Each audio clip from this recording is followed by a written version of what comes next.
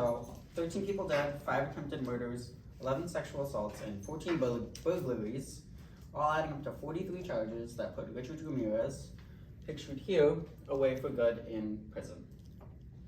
So we're going to cover, as our main points today, his childhood, motives for crimes, crimes committed, and his life in prison. And then we're also going to look at the dysfunction of his life, including before and after he passed away, and what it might have created a prolific serial killer.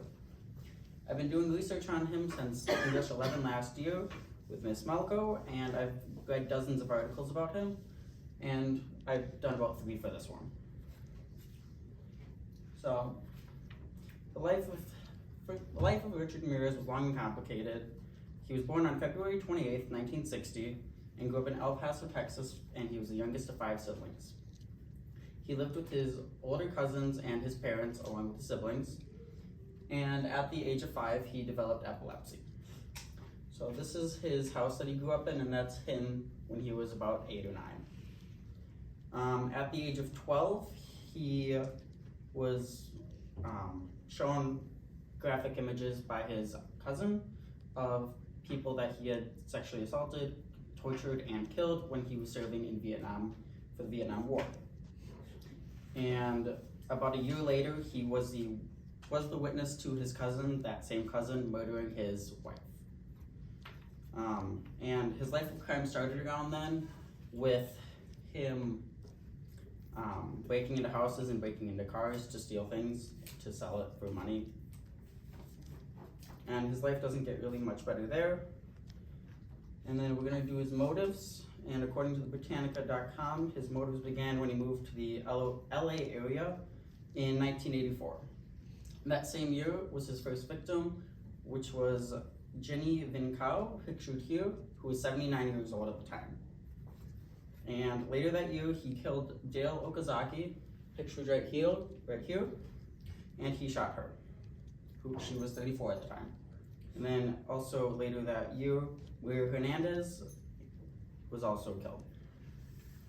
And on that same day that Maria Hernandez was killed, he also killed Veronica Yu in a carjacking, where he pulled her out of the car and shot her and stole her car. And then 10 days later, he killed Vincent and Maria Cesara in a burglary and sexual assault. The murders kept happening, and he killed 9 more people before being caught. Bill Joy, Mabel Bell, Mary Louise Cannon, Joyce Lucille Nelson, Sophia Dickman, Layla Nerling, Max Needing, Chynarong Novath, and Elias Abawath in that order, all ranging from the age of 9 to 76. And then his trial. So this is him during the trial, him staring at the camera.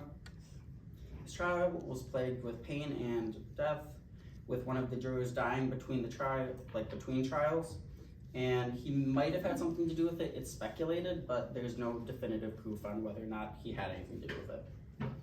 And when he was served his punishments by the judge, he never really seemed fazed by anything, and was quoted by saying, "Hey, big deal, death always comes with territory. I'll see you in Disneyland." And then,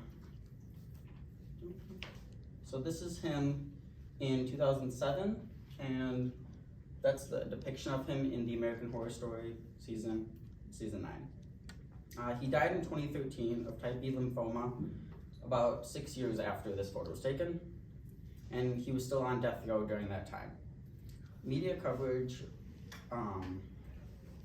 still makes his legacy live on, and that's the depiction of him in the American Horror Story season as a satanic killer, and on Netflix shows depicting his life and things he did in his life. His ending was similar to his victims, by dying, but in the end, the cities are now safe from his terror, and the monster known as Richard Ramirez has his story still live on.